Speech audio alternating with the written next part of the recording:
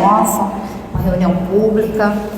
É com muita alegria que mais uma vez a gente se reúne e hoje nós teremos o prazer de ouvir aqui o nosso companheiro Caio, que trouxe para a gente o tema. E você? Já tirou a trave dos olhos? Uma boa pergunta para a gente começar a se questionar, refletir sobre. E aí com certeza o Caio vai trazer para a gente o fruto dos estudos dele para nos elucidar, para despertar a nossa consciência a respeito dessas questões que muitas vezes a gente não presta atenção. Eu preparo dessa noite. Antes disso, tem alguém chegando a casa pela primeira vez? Seja bem-vindo, tá? Qualquer dúvida, a gente está à disposição. O preparo da nossa noite de hoje é do livro Fonte Viva, pelo Espírito Emmanuel, psicografia de Francisco Cândido Xavier. A lição é a lição 113 e o título é Busquemos o Melhor. Por que reparas o argueiro no olho de teu irmão? Disse Jesus e está em Mateus, capítulo 7, versículo 3. A pergunta do mestre, ainda agora, é clara e oportuna. Muitas vezes, o homem que traz o argueiro num dos olhos traz igualmente consigo os pés sangrando. Depois de laboriosa jornada na virtude, ele revela as mãos calejadas no trabalho e tem o coração ferido por 1000 golpes da ignorância e da inexperiência. É imprescindível habituar a visão na procura do melhor, a fim de que não sejamos ludibriados pela malícia que nos é própria. Comumente, pelo verso de buscar bagatelas, perdemos o ensejo das grandes realizações. Colaboradores valiosos e respeitáveis são relegados à margem por nossa irreflexão. Em muitas circunstâncias, simplesmente porque são portadores de leves defeitos ou de sombras insignificantes do pretérito, que o movimento em serviço poderia sanar ou dissipar. Nódulos na madeira não impedem a obra do artífice, e certos trechos empedrados do campo não conseguem frustrar o esforço do lavrador na produção da semente nobre. Aproveitemos o irmão de boa vontade na plantação do bem, olvidando as nugas que lhe cercam a vida. Que seria de nós se Jesus não nos desculpasse os erros e as defecções de cada dia? E, se esperamos alcançar a nossa melhoria, contando com a benemerência do Senhor, por que negar ao próximo a confiança no futuro? Consagremo-nos à tarefa que o Senhor nos reservou na edificação do bem e da luz e estejamos convictos de que, assim agindo, o argueiro que incomoda o olho do vizinho, tanto quanto a trave que nos obscurece o olhar, se desfarão espontaneamente, restituindo-nos a felicidade e o equilíbrio através da incessante renovação. Então, já adiantando um pouquinho do tema, a gente agora fecha os nossos olhos, se ficarmos confortáveis, para a gente se concentrar na prece. E a gente eleva os nossos pensamentos a esse Jesus, esse Mestre querido, agradecendo a Ele pela oportunidade de estarmos aqui nesta casa, a oportunidade de estarmos aqui nesta noite, buscando o nosso crescimento espiritual, buscando aprender um pouquinho mais, Mestre. Que a espiritualidade amiga que aqui se encontra possa nos intuir ao Caio, que aqui veio tão carinhosamente, trazendo o fruto do seu estudo, nos intuir para que possamos fazer as reflexões necessárias para a vida de cada um de nós, olhando para a gente, olhando para dentro, percebendo em nós aquilo que a gente já tem condições de perceber. Que assim seja, graças a Deus. Boa noite. Eu gostaria de pedir para ligar o ventilador aqui, porque eu não sei se foi o nervosismo, mas começou a dar quentura aqui. Então vou ligar. Pronto. Até então estava tudo bem. Então gostaria de agradecer. Tá sem som? Foi? Eu gostaria de agradecer por todos que vieram, agradecer a espiritualidade da casa que aqui nos deixou chegar, né? Deixou a gente estar aqui presente. Agradecer a Deise pelo preparo, né? E agradecer também a oportunidade de trabalho, né? De estar aqui na frente falando sobre um tema difícil, um tema complexo, né? Que palestrar é uma oportunidade. A gente está aqui é uma oportunidade de se melhorar, né? Porque eu não poderia chegar aqui e trazer palavras vazias, né? Então, quando a Carol me propôs esse tema, eu tinha que vivenciar alguma coisa para que minha palavra tivesse alguma força para chegar aqui na frente, né? E realmente eu tenho que admitir que era um tema difícil para mim, ainda é um tema difícil para mim, né? Quando a gente está aqui na frente, a gente aprende. Eu acho que da última vez que eu estive aqui, eu falei sobre o tempo, talvez até como uma fuga. Porque o tema é um tema tão abstrato que eu acho que eu não precisaria me expor. Mas, na verdade, eu acho que eu estava falando porque era uma coisa que eu estava vivenciando naquele momento. Eu precisava, naquele momento ali, aceitar o tempo das coisas, sabe? Eu precisava, até então, quando eu entrei na casa espírita, eu entrei querendo muito me mudar, assim, num tempo muito rápido. E a gente sabe que um dos nossos parâmetros é a reencarnação, né? A gente está o tempo todo indo e voltando e às vezes a gente traz vícios que a gente não quer admitir, mas talvez seja mais difícil da gente superar do que a gente queira, né? Então naquele momento eu falei sobre o tempo. Obrigado. Melhorou. Nossa.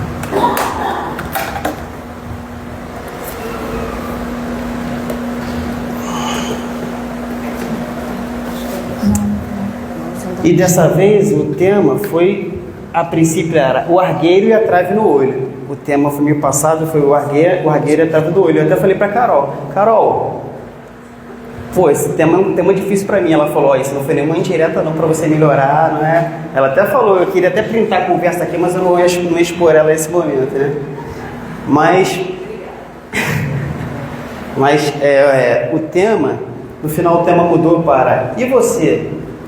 Já tirou a trave do seu olho? Eu achei um pouco... Como é que eu vou chegar aqui falando se eu já tirei a trave do olho do Zu, perguntando se vocês tiraram a trave no olho e eu mesmo não tirei a trave no meu?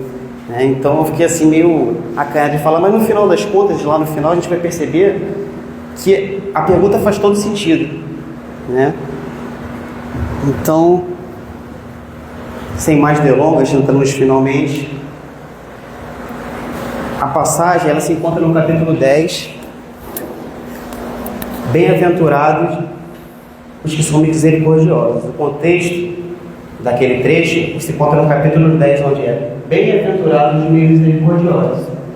E aí os temas são: perdoai para que Deus nos perdoe, reconciliação com os adversários, o sacrifício mais agradável a Deus, finalmente o argueiro e a trave no olho. Não julgueis para não ser julgados, atire a primeira pedra aquele que estiver sem pecado. A instrução dos espíritos, perdão das ofensas, a indulgência, e é permitido repreender os outros, notar as imperfeições de outro, divulgar o mal de outro. Então, a gente percebe aqui que os temas centrais do capítulo é o perdão, a indulgência, é o não julgamento, né? E me chama a atenção a maneira que o Kardec ele vai formulando os capítulos dele no Evangelho, né? Porque ele organiza esse capítulo como outros do Evangelho segundo o Espiritismo. Ele faz uma passagem entre a contextualização teórica e ele entra na parte prática, né? Então ele começa a falar sobre a parte teórica, né? Ele começa a falar sobre a parte conceitual do Evangelho e no final ele faz uma parte prática. É permitido repreender os outros, notar as imperfeições de outro e divulgar o mal de outro? Ou seja, ele está admitindo que existe o mal em outro. Então ele traz isso para a gente, para o nosso mundo prático. E ele faz isso várias vezes no Evangelho, né? Por exemplo, no capítulo 11, no amar o próximo como a si mesmo, ele termina o capítulo: deve-se expor a vida por malfeitor? Ou seja, ele traz uma passagem prática. No capítulo 12 ele faz amar os vossos inimigos. Ele traz uma análise prática sobre o duelo, naquele contexto histórico onde era permitido você chamar uma pessoa para o duelo, né? Então, isso me chamou muita atenção, porque, acima de tudo, Kardec era um cara metódico, né? O melhor sentido das palavras, da palavra metódico, porque o método dele era um método bastante preciso, era bastante, como posso dizer, de ensinar mesmo, de educativo. Então, o que ele está querendo dizer aqui o Kardec auxiliado pela espiritualidade, o livro dos Espíritos dá para perceber que ele não veio servir como um livro de regras, no final das contas. Primeiro ele traz a gente para refletir a partir da sua conceituação, para posteriormente ele trazer as consequências práticas do nosso dia a dia. Então ele não é um livro de regras, a gente tem que tá sempre isso na nossa cabeça, né? E eu, como não sou Kardec nem nada, eu vou traçar justamente o caminho contrário do que ele fez. Eu vou tentar trazer da minha parte cotidiana, a partir daquilo que acontece comigo, das minhas vivências, das minhas dificuldades, e tentar trazer o que eu entendi do Evangelho segundo o Espiritismo. Então, vamos lá. A passagem é essa, a passagem especificamente é essa, e diz: o cisco e a trave no olho. Como é que vedes um cisco no olho do vosso irmão, e não conseguis ver a trave no vosso olho? Ou como é que dizeis ao vosso irmão: deixa-me tirar um cisco do teu olho, vós que tendes no vosso uma trave? Hipócritas, tirai primeiro a trave do vosso olho, e depois então vede como podereis tirar o cisco do olho do vosso irmão. Então essa passagem aqui, primeiramente, que me chamou a atenção é que ela pode ser dividida em duas partes, né? Eu dividi ela em duas partes, que foi a primeira parte, que fala sobre o argueiro no olho do vosso irmão. Então, existe uma parte ali que fala do argueiro do olho do nosso irmão, né? Desculpa, é o argueiro, isso mesmo, o argueiro no olho do nosso irmão, ou o cisco, é que eu vou escrever aqui cisco, mas tá argueiro ali, mas é a mesma coisa, é o mesmo sentido da palavra, né? Então, esse argueiro no olho do nosso irmão, muitas vezes o que a gente acha que é um argueiro ou um cisco, na verdade é um falso cisco. Então a gente critica no outro, às vezes que a gente acha que é um defeito, que é um vício no outro, na verdade aquilo ali é só o diferente, né? Então eu chamei aquilo ali de falso cisco, porque aquilo ali é o fruto da intolerância ao outro, ao diferente, à alteridade. Então quando a gente vê o diferente ali, a gente critica o outro às vezes por não se reconhecer no outro, né?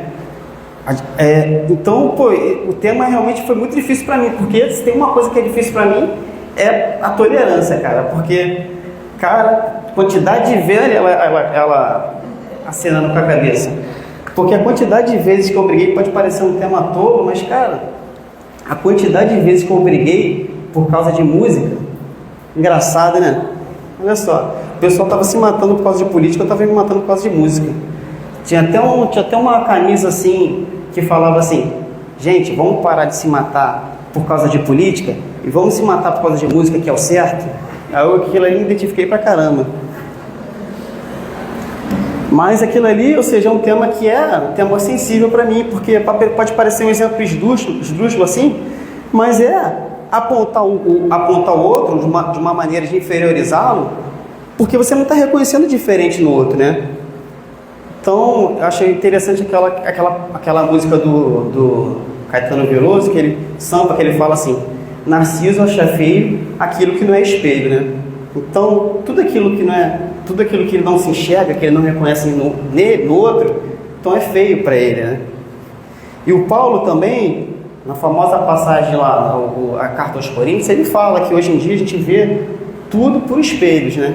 Então a gente está projetando o tempo todo a nossa imagem no outro, porque quando o outro não é aquilo que a gente quer que seja, então ele está errado, ele tem um cisco no olho, né? Então é essa questão, e se até então a gente vê tudo entre espelhos, um dia nós veremos face a face como realmente o outro é, e a gente vai aceitar ele, né? E acima de tudo nos aceitar.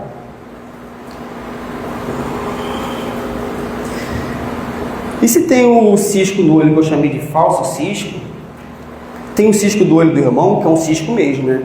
Existe um verdadeiro cisco. Existem situações que são difíceis, né? Que a gente reconhece que o outro não agiu de maneira correta com você. E isso também é uma coisa que não é questionável, né? Existem comportamentos que você agiu de uma maneira correta, mas realmente você reconhece no outro um cisco de verdade, o argueiro, né?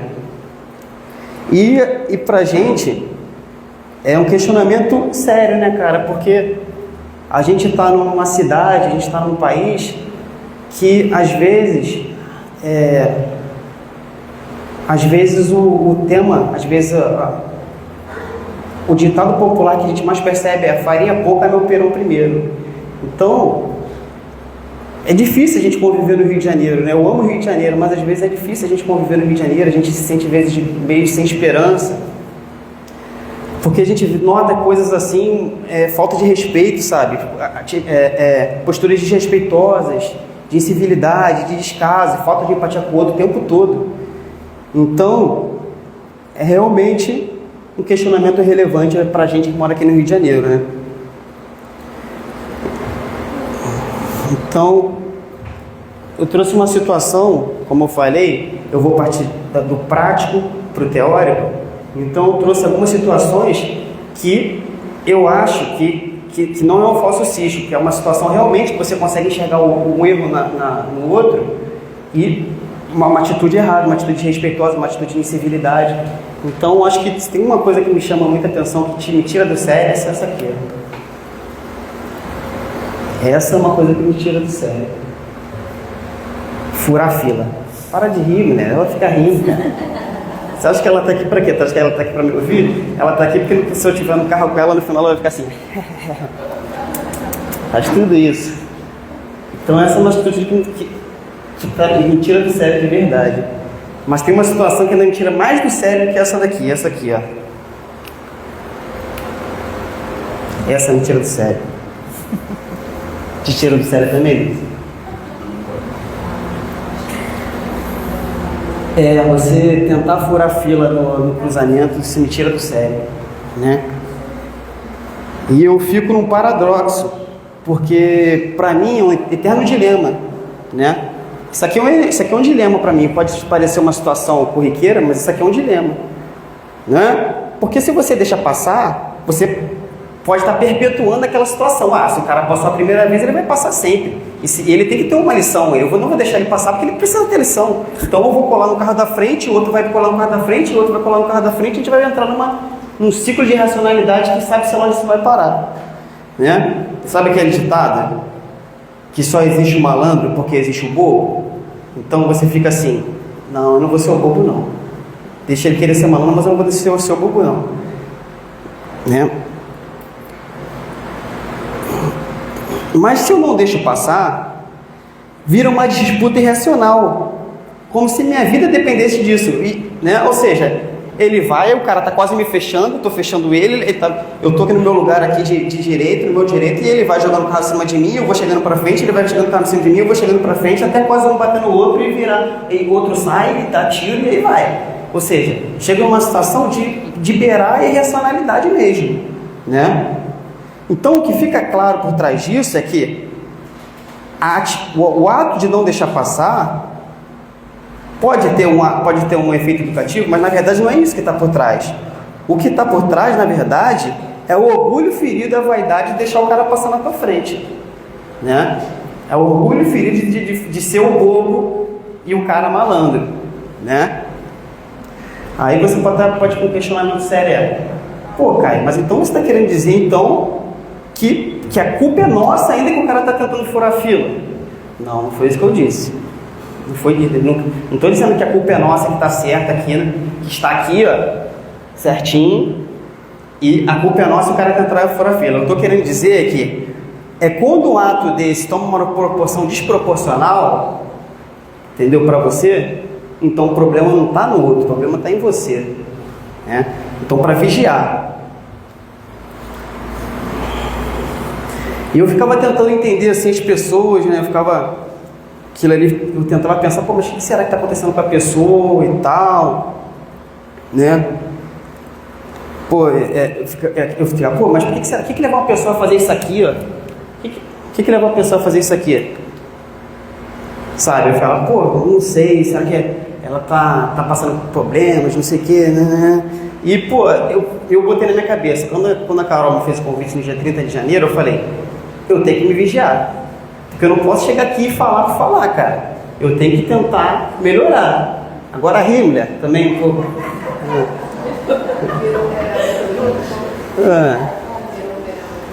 Confirma aí, por favor. Viu? Ó, tá vendo? E não foi combinado esse nosso diálogo aqui. Então, voltando para a passagem do argueiro e a trave, eu fiquei pensando, quando eu li essa frase, eu fiquei pensando, por que Jesus usou o termo argueiro e cisco? Por que essa desproporção? Jesus poderia ter falado assim, para de olhar para o cisco do olho do irmão e olha para o teu cisco. Ou então ele poderia falar, para de olhar para o argueiro do olho do teu irmão e olha para o teu argueiro no teu olho. Ou seja, ele fez questão de deixar o negócio desproporcional. Já pararam para pensar por que eles fizeram, por que ele fez isso? Então vou trazer mais uma vez, ela vai entrar em cena, né? Quando isso acontece, quando eu estou no trânsito assim, ela fala assim, eu falo, tá vendo, cara, o que esse cara tá fazendo aqui na minha frente, não sei o quê. Ela me lembra uma situação. Eu lembro muito bem de uma situação na prainha, que você parou o carro no meio do nada, para descer lá para a praia, para falar com o teu irmão e deixou meu carro abandonado. Ela sempre me lembra uma situação. Digo, como é bom ter uma pessoa que te valoriza, né? Valoriza suas qualidades, traz à tona. Muito bom isso, né, cara? E foi uma coisa tão irracional que eu simplesmente isso. Eu abandonei o carro e fui lá para a praia. E tô eu falando do cisco do olho do meu irmão toda vez que acontece. Mas por quê? Por que Jesus usou essa desproporção? Porque quando a trave é no meu olho, ou quando o cisco é no meu olho, eu sempre tenho um atenuante. Já perceberam isso? Eu sempre vou fazer um atenuante. Eu faço, mas eu nunca faço isso, Larissa. Eu não paro o carro assim. Eu sempre estaciono, não sei o que lá. Ou seja, quando é comigo, eu atenuo. Mas quando é com o outro, não, esse cara que faz isso, ele fez isso aqui, ele todo dia, esse Mercedes prata, ele vem aqui e faz isso. Nunca vi esse carro na minha vida, mas do outro é o outro. Quando eu estou falando, então é sempre desproporcional, né? E é isso, cara. Então, assim, é uma coisa assim, desproporcional. A gente viu isso muito também durante a pandemia, entendeu? A gente viu, por exemplo, na briga da vacina, sabe? Quem é prioridade? Quem não é prioridade? Então, a gente sempre viu, a gente era o máximo de prioridade. A gente via agentes de supermercados que estavam ali o dia todo na linha de frente e não eram priorizados. Nós vimos motoristas de trânsito que não eram priorizados. Mas o nosso é o mais importante. Então, quando a gente está falando de direitos, a gente exige muito, a gente quer saber os nossos direitos. Mas quando a gente está falando dos nossos deveres, aí é um cisquinho assim, nossos deveres é um cisquinho. Então eu procurei assim, mas isso é um assunto que me afetava muito, porque isso já, desde sempre, eu falava isso até com o meu psicólogo, e ele tentava, Caio, arruma discurso, bota na tua cabeça discursos, para que faça efeito para você, né? Então ele falava, Caio, por exemplo, pensa que a pessoa que está ali, aquele Mercedes ali, é uma grávida. Preciso dizer alguma coisa? Uma grávida. Então todo mundo quando sai no trânsito, todas as grávidas quando saem no trânsito decidem sair aquela hora ali. É isso. Ele estava querendo dizer, se a gente for naquele sinal ali do Presonic, então tá todo mundo parindo ao mesmo tempo, aquele sinal que faz ali o retorno do preso, tá todo mundo parindo ao mesmo tempo querendo estar na tua frente. E se for uma emergência médica? Muito bem, pode ser uma emergência médica. Mas será que todo mundo está numa emergência médica todo dia? Eu penso assim, né? Na minha cabeça não funcionou. Pode ser que agora eu vou começar a pensar, pode ser uma emergência médica. Aí o cara, o que ele está falando, o que ele está querendo dizer com isso Caio, pode ser que o cara esteja fazendo uma coisa urgente, né? O cara está numa urgência, aí eu estou aqui no trânsito assim, deve ser uma grávida, deve ser um idoso, deve ser uma emergência, show de bola. Olha pro lado, marmanjo de óculos de sol e prancha de surf. Aí você vai me falar, tá bom, só faltou a camisa de bombeiro então, a camisa de guarda-vida. Não, mas tipo, pode ser que o cara seja surfista profissional, Medina, ele tá indo pra uma competição, não sei. Mas enfim, isso não funcionou pra mim. Mas a Larissa sempre me falava assim, me conversou e falou assim, Caio, bota na tua cabeça uma coisa, a gente está no planeta de provas e expiações. Nós estamos no planeta de provas e expiações. E aquilo ali, na época, eu tinha entendimento errado, porque quando ela falava que a gente vive no planeta de provas e expiações, eu pensava, é um planeta onde o mal prevalece. A definição é o planeta onde o mal prevalece. Mas quando eu falava isso, eu falei, onde o mal prevalece? No outro. Aí eu falava assim, então aquele cara ali, ele é inferior e tal, então o mal está nele. O mal está nele. Eu acho que quando ela falava isso, hoje em dia, quando eu parei, olha só como é que são as coisas, quando eu parei para estudar, eu percebi que ela não estava falando do outro, ela estava falando de mim. No final das contas, ela estava falando de mim. Ou seja, como o outro, ela não estava, ou seja, aquilo ali como uma oportunidade, né? Aquilo ali era uma oportunidade para mim, que aparece o tempo todo para eu poder melhorar, né? Uma oportunidade que vai me testar, uma prova para mim, uma expiação para mim, para eu tentar me reformar. Aí eu fico pensando, tá bom, mas toda hora?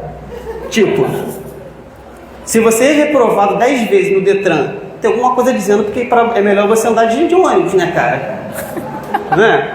Se você foi reprovado 10, a 11ª tu vai gastar dinheiro com isso de novo, vai andar de ônibus. Mas na verdade não é isso, né? Que Deus é tão misericordioso que nos dá a oportunidade de recomeçar o tempo todo. É essa que está a maravilha de Deus. Então, às vezes eu caio, né? Como eu falei, eu estou aqui, estou tentando me ser melhor e tal, mas às vezes eu caio, às vezes eu dou um mole também no trânsito, eu estou tentando vigiar, mas eu tenho a oportunidade de recomeçar. E é aí que está a maravilha, e é aí que está a maravilha de a gente estar também no planeta de provas e expiações. Aí tu vai perguntar, tá bom, cara, mas não funcionou do Mauro, psicólogo, não funcionou da Larissa. Sabe o que funcionou? Nada. Continuo dando passagem. Inclusive dei 3 fechadas numa pessoa aqui, quase atropelei o leque de bicicleta. Brincadeira.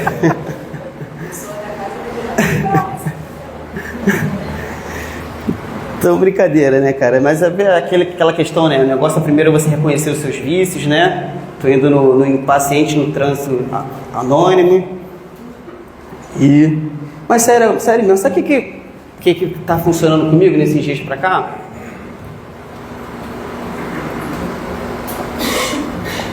A paz na minha consciência. O que está funcionando para mim aqui é que naquele momento que eu deixo a pessoa passar, eu reconheço que de repente ela não estou tomando uma postura correta, mas quando no momento que eu deixo ela passar, aquilo ali me traz paz, cara. No primeiro momento eu posso pensar assim, não, cara, o cara está querendo ser malandro, não sei o quê, mas aquilo ali me traz paz, simplesmente isso. Eu fico em paz comigo mesmo depois que aquilo ali passa.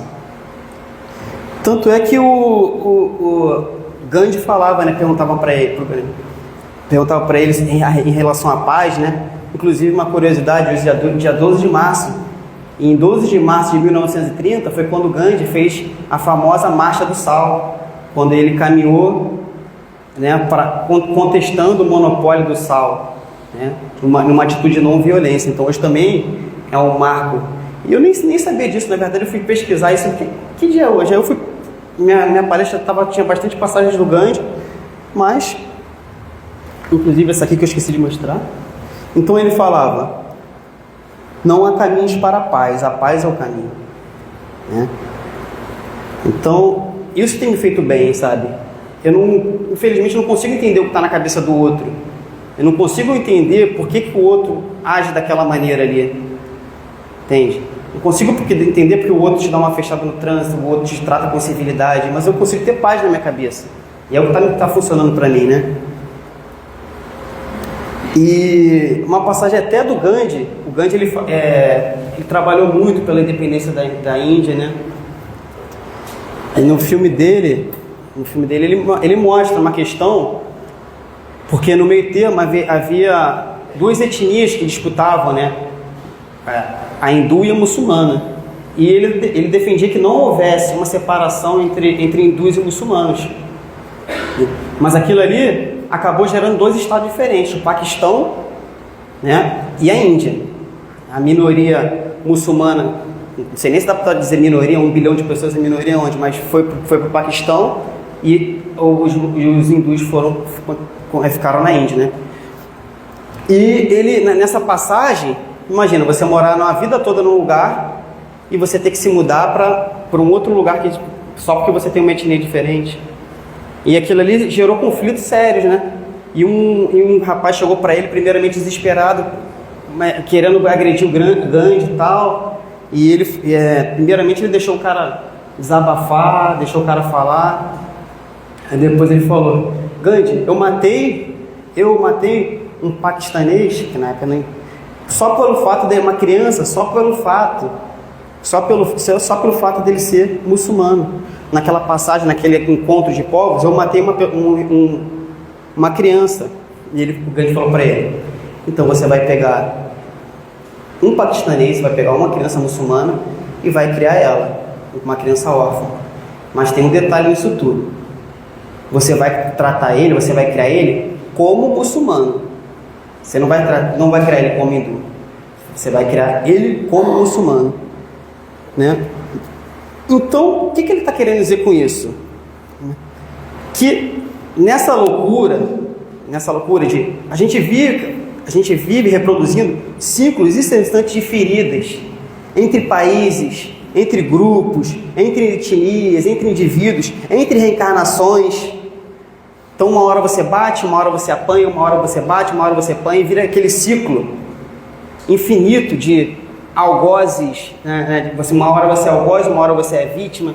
Então fica aquele ciclo infinito. Ele está chamando a atenção que a gente precisa romper com esse ciclo. A gente precisa parar para olhar para a gente e pensar o que nos traz paz, e não olhar para o outro, porque a gente sempre vai achar uma razão para contestar aquilo, mas é a paz. Por isso que ele falava: a paz é o caminho. Porque às vezes a razão é importante, é muito importante, ainda mais a gente que está no meio espírita, que a gente preza muito, a gente prima muito pela razão, mas às vezes a gente não tem explicação para a paz, sabe? Aquele ditado. Racionalmente eu poderia falar: não, eu não vou deixar ele passar, que eu estou aqui, né, já estou aqui há muito tempo, mas aquilo ali vai me trazer paz? Até onde aquilo ali vai terminar? Então ele fala assim, me lembrou de outra música também, Da Paz, do Gilberto Gil e do João Donato, né? E ele fala, a música diz: a paz fez o mar da revolução. Então o que ele está falando ali? A paz fez o mar da revolução. Porque ele está criticando a ideia de revolução ali, né? Porque ele está criticando a ideia de revolução, ele está criticando as ideias de mudanças súbitas políticas, sociais, de reorganização da sociedade, né? Então é isso que ele está falando. Ele está dizendo que a única maneira mesmo da gente revolucionar é através da gente mesmo, da gente buscar a nossa própria paz, né? E até o conceito de revolução, se você for ver, é um conceito astronômico, ou seja, a revolução dos astros, né? O Sol, aquela fase da Lua, que ela começa cheia, daqui a pouco ela volta para a Lua cheia de novo. Então, a revolução é você iniciar, você fazer uma mudança brusca, mas você voltar para o mesmo ponto de partida. Por quê? Porque a gente não alterou, a gente não reformou nossas consciências individuais. Então, ele chama atenção para essa ilusão que é a revolução, né? E que a verdadeira mudança está na paz. E ele continua.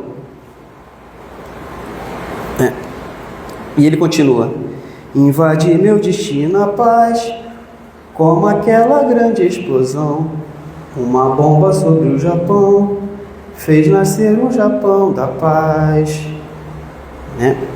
Ou seja, o que ele falou aqui? Uma bomba sobre o Japão fez nascer o Japão da paz. Ele faz essa contradição entre a guerra e a paz, né? Na música dele, a paz e a guerra. Mas o que ele está querendo dizer com isso aqui? É que a paz não veio pelo ato da bomba em si. Sabe de onde veio a paz? Pela não reação do Japão quando ele se reergueu. Entende? Porque o Japão ele poderia ter todos os motivos do mundo para querer reagir, né? No final das contas, quando ele se reergueu, ele poderia trazer um revanchismo grande, que ele poderia tentar perpetuar esse ciclo de ódio no qual a gente estava se referindo há pouco tempo atrás. Mas ele decidiu não fazer isso. E a gente tem casos, por exemplo, diferentes, né? Por exemplo, a Alemanha da Primeira Guerra Mundial e a Segunda Guerra Mundial. A Alemanha foi humilhada na Primeira Guerra Mundial. Um dos pontos que ela um dos tratados foi que ela deveria reconhecer que ela é a única e exclusiva culpada pela Primeira Guerra Mundial, então a República de Wehrmacht ela foi humilhada. E o Hitler ele aproveitou aquele revanchismo, e no momento que a Alemanha se reergueu, ele procurou a revanche, a vingança, né? Então, quando o Gilberto Gil fala que uma bomba sobre o Japão fez nascer o Japão da paz, foi do não revide, foi de você dar fim ao ciclo de ódio, né? Então, porque quem está em paz, ele não precisa ele não quer ficar o tempo todo em disputa. A pessoa que está em paz, ela não quer ficar em disputa o tempo todo. Ela não precisa tentar o tempo todo convencer o outro do ponto de vista que o outro não quer ser convencido. Ela só quer olhar para a trave do seu olho. A pessoa que ela está tão preocupada em alterar, em reformar as suas más inclinações, que ela está realmente preocupada em uma coisa que ela pode mudar, que é a sua consciência, alterar a sua consciência.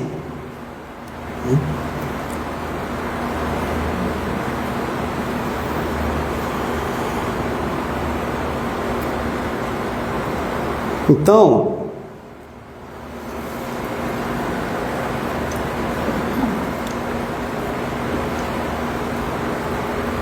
quando eu falo a questão da reflexão, quando eu trago a reflexão do Evangelho segundo o Espiritismo, ela tem que ser essa questão da paz. E agora a gente está estudando aqui o Céu e o Inferno. Ontem foi o primeiro dia com a Paola e com a Luciana. É interessante porque o céu e o inferno, ele traz o tempo todo isso, né? Ou seja, o céu e o inferno, o céu ou o inferno que você vai trazer, depende do que você vai trazer na sua consciência enquanto desencarnado, né? Então a gente vê exemplos muito claros ali no céu e inferno sobre espíritos que fizeram tudo correto, por exemplo, naquele momento em termos de indulgência, né? em termos do que a igreja pregava. Ela tinha seu escravinho ali, mas naquela época escravo você podia ter escravo. Mas no final, como a lei de Deus está expressa na nossa consciência, ele sabia lá no fundo que havia alguma coisa de errado, né? Então, a proposta do Evangelho segundo o Espiritismo, as passagens do segundo o Espiritismo, elas estão muito voltadas para isso, para que a gente reflita, né? Não no outro, não no cisco no olho do outro, mas para a gente que reflita, para que a gente possa alterar e entender quem nós somos de verdade, ampliar a nossa percepção, ampliar a nossa consciência. Então, hoje em dia, existem alguns livros do André Luiz que eles tentam fazer o resgate em zonas umbralinas, né? E o mais difícil é você tirar o inferno. Você tirar o inferno da cabeça das pessoas, né? Porque ela está vivendo, ela fica o tempo todo repercutindo aquilo, entendeu? A consciência dela está o tempo todo refletindo o inferno. E a gente como espírito, e é importante que eu diga isso, porque da última vez eu também disse, na última palestra, que às vezes a gente troca termos. A gente troca às vezes o céu pelo nosso lar, a gente troca o inferno pelas zonas umbralinas, né? E eu acho que isso é um perigo, isso é um traço de arcaísmo que a gente traz dos nossos outros tempos, né? De outros tempos nossos religiosos. Eu acho que a nossa preocupação tem que ser melhorar enquanto indivíduo. Nossa preocupação tem que ser a gente estar em paz com a nossa consciência, né? Eu acho que eu já até falei isso também algumas vezes, é que eu fico até tranquilo, assim, poxa, será que eu vou para o nosso lar? Será que eu vou para o umbral? Eu fico até bem tranquilo, cara, porque eu tenho certeza de uma coisa, cara. Se eu for para o umbral, com certeza eu não vou passar menos tempo que eu passei da última vez. Isso eu tenho certeza. Porque é a lei de progresso, cara. Sabe? Então não é uma coisa que me preocupa. A minha preocupação não está em ir para o céu, ou ir para o inferno, ir para o nosso lar. A minha preocupação está em ser uma pessoa melhor hoje, né? Aquele negócio, faça o bem porque é bom, não porque você vai ter alguma recompensa de nada. sabe? Então acho que é um ponto que eu trago, assim, que é importante a gente dizer isso. Então, quando a gente é muito radical em alguma coisa, como aquela situação lá, essa imagem vai ficar marcada na cabeça de vocês. Então, quando a gente é muito radical numa coisa, assim, quando você é muito radical em alguma coisa, vigia, porque isso quer dizer mais sobre você do que do outro. Isso quer dizer mais sobre a trave no seu olho do que o argueiro no outro. Então, se você é muito radical na política, né? Se o seu martelo é muito pesado com a classe política, vigia, porque provavelmente você não fez boa coisa quando era senador romano, na época de Cristo, ou quando você era conselheiro de Estado na França durante as perseguições religiosas na Contra-Reforma e Reforma, ou então quando você era inquisidor na Idade Média. Então, vigia, que muito provavelmente, se você sente aquilo ali muito forte em você, é porque tem alguma coisa no seu subconsciente falando mais alto. Se você é revoltado com algumas práticas dos seus filhos, vigia. Talvez você não tenha sido um filho tão bom, se não nessa vida, na outra, como você gostaria que seu filho fosse. E isso vale de filho para o pai, mas também de pai para o filho. Então vigia. Se você é revoltado com seu chefe, vigia. Porque talvez você também não sido um tão bom líder quando a ordem hierárquica estava invertida. No momento que você era líder, talvez você não tenha feito um bom papel, como o que você está criticando agora no seu chefe, no seu líder, no político, na classe política. Entende? Eu acho que a gente tem que retomar o sentido da palavra política. É um ponto importante. Porque hoje a gente tem raiva de político, a gente tem raiva de política, a gente tem raiva da classe política. Mas a palavra política, ela vem de polis grega, das cidades gregas. E a política, no seu sentido original, no seu lato senso, ela queria dizer as relações sociais como um todo. E no seu sentido estreito, que ele tinha a ver com as funções dos líderes de Estado. Então a gente tem que retomar esse conceito de política, a micropolítica. A gente diz que é micropolítica, mas na verdade essa é a verdadeira macropolítica. A política que a gente tem no centro espírita, a política que a gente tem no trabalho, a política da boa vizinhança. Faz um mau vizinho para tu ver como é que aquilo é difícil. Que vai viver do teu lado o tempo todo. Então a gente tem que estar vigilante, porque a política ela se dá nesse nível, mas a gente se dá no nível micro também. Então é por isso que Jesus traz essa desproporção entre a trave, porque as coisas, a desproporção entre o cisco no olho do irmão e a trave do nosso, porque aquilo ali nos altera de uma maneira desproporcional, entende? Aquilo ali, a gente não dá conta de entender a integralidade dos fatos. A gente fica muito revoltado com o líder. Por que aquilo mexe tanto com a gente? A gente sabe quais foram todas as nossas reencarnações. A gente não sabe. Por que aquilo mexe tanto com a gente? A gente sabe de forma integral qual é o nosso ser, né? E pode parecer clichê, mas a mudança, sem ilusões, parte do interior. Então chama atenção aquilo que eu estava falando da micropolítica. Como é que a água ferve? A água ferve com fogo, mas ela ferve de molécula a molécula. Ela vem, a primeira se sente incomodada, a segunda, a terceira, a quarta, daqui a pouco a água está fervendo. Então, a mudança ela acontece de maneira nuclear. Entende? Nós somos a mudança. Nós temos que ter peso na nossa palavra. Nós temos que ser a mudança que a gente quer ver no mundo. Então, e qual é a molécula que ferve? Onde ferve mais rápido? A que está mais próximo da fonte, na fonte de energia, na fonte de calor. Ou seja, quem está mais próximo da fonte, quem vai influenciar o outro, que melhor influenciar o outro, aquele que está mais próximo da fonte, que mais busca a fonte, para que a gente possa ser a mudança que a gente quer ver no mundo.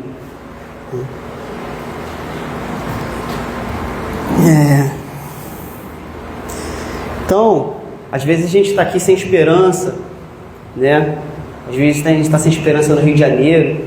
Como eu falei, eu amo o Rio de Janeiro, mas às vezes você vê assim, as coisas acontecendo, aí fala assim, pô, mas antigamente era melhor. Além do progresso estar funcionando mesmo, pô, antigamente não tinha tanta violência. Além do progresso estar funcionando, então a gente fica meio que sem esperança no Rio de Janeiro.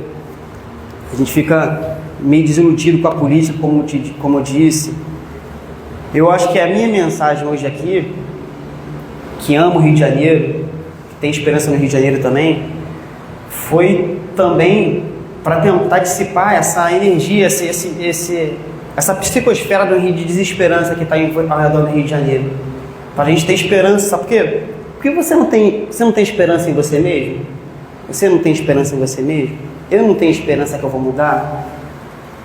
Um filho não tem esperança que o pai vai mudar? O pai não tem esperança que o filho vai mudar? Sempre. Então a gente não tem esperança de que a gente vai mudar? Mas por que a gente não espera que o Rio de Janeiro também vá mudar? A gente não espera que o planeta vai melhorar. A gente tem que ter esperança, sabe? Porque esse também é um ciclo que, se a gente não estiver muito vigilante, não estiver muito atento, a gente vai perpetuando aquilo e a gente esquece que existe um comandante no leme, sabe?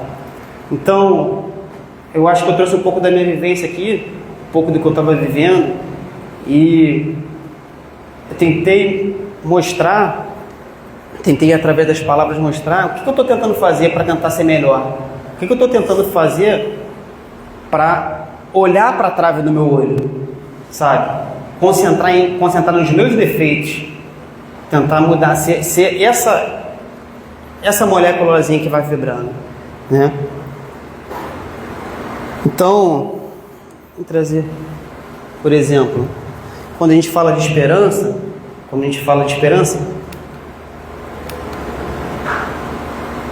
opa, pulei um slide, mas enfim, esse slide aqui era sobre aquela questão da vigilância, mas eu vou passar, tudo bem.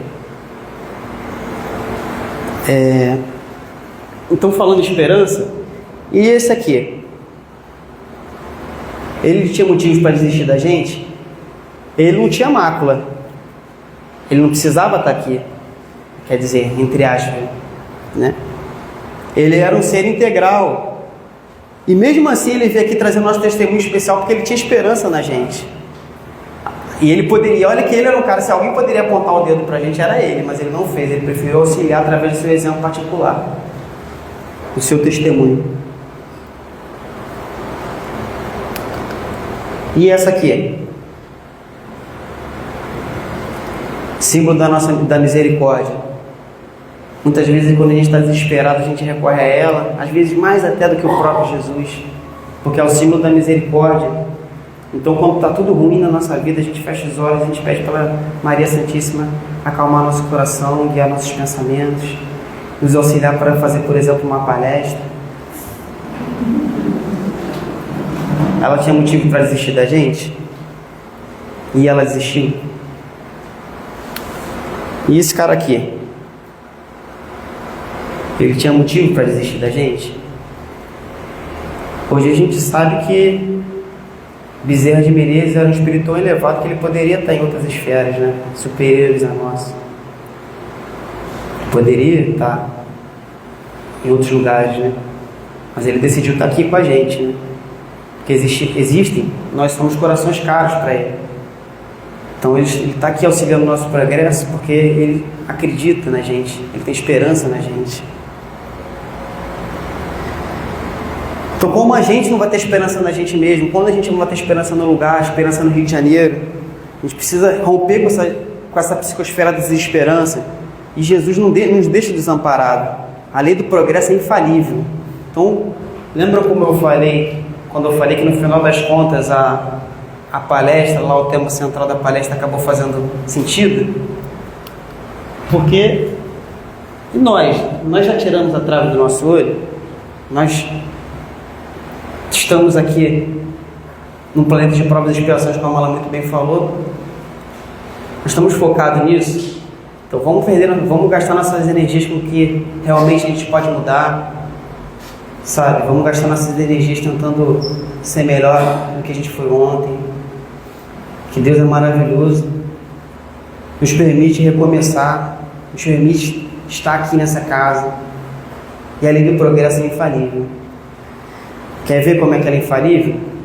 Lá no... Pode ver, alguns cruzamentos que tem lá na Avenida das Américas começam a ter aqueles bloquinhos de cimento, ó. Então, olha como é que a lei de progresso é infalível. Desculpa a brincadeira, muito obrigado pela paciência. Boa noite.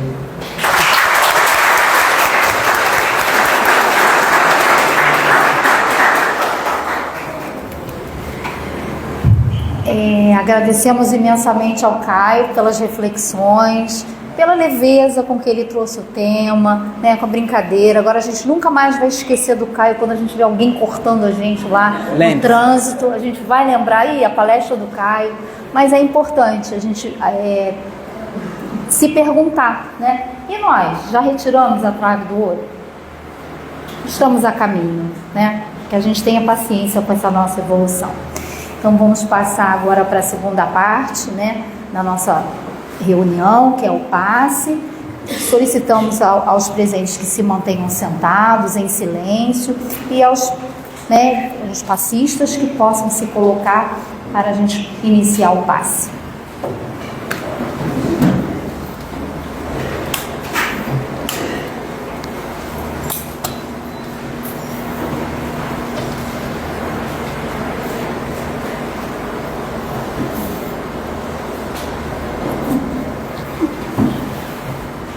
Cadê a Ave Maria?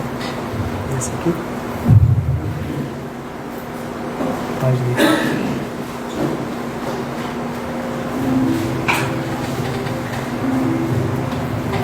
Pensando em Jesus.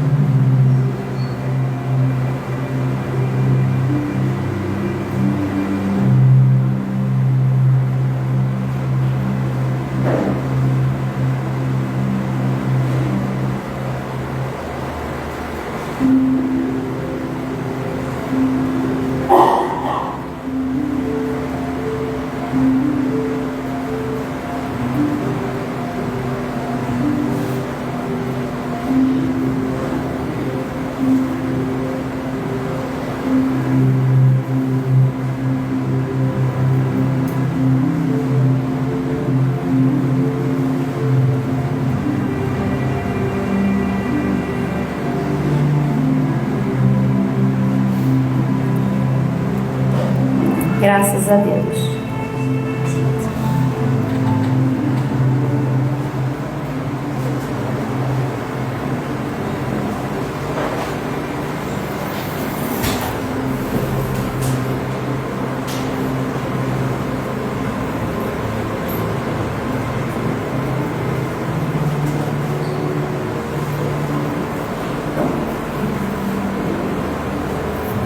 Mestre querido, querido irmão, médico de nossas almas, governador do nosso planeta, quanta gratidão em nossos corações por já estarmos aqui, por todas as oportunidades que essa encarnação tem nos proporcionado. Muitas vezes essas oportunidades são aflições, mestre, e nós já sabemos que elas são importantes para a nossa evolução, para nosso aprendizado, e te agradecemos por tudo. Te agradecemos também por já estarmos aqui nesta casa, nesta noite, por essa oportunidade de estarmos aqui aprendendo um pouco mais, refletindo sobre os teus ensinamentos. Muito obrigada.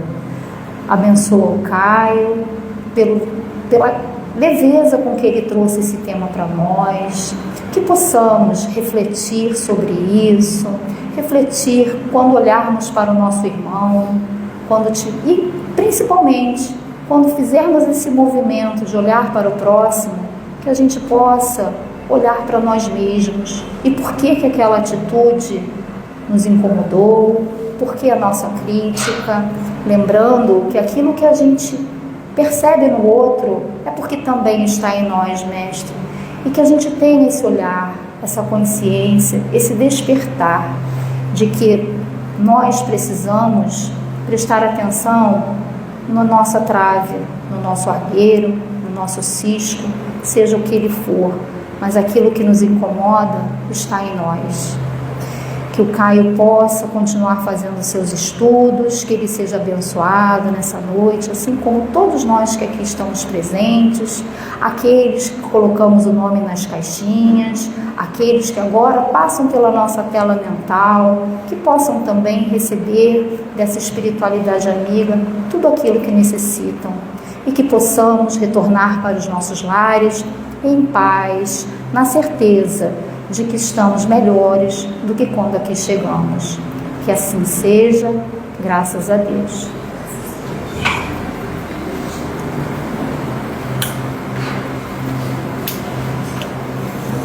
Então, rapidamente, a gente tem alguns avisos, como sempre. Falando sobre a cesta básica, em primeiro lugar, pedimos a vocês, que não sei quem já reparou, que a gente agora tem um quadrinho ali fora, perto da cantina, onde estão colocadas as necessidades da semana.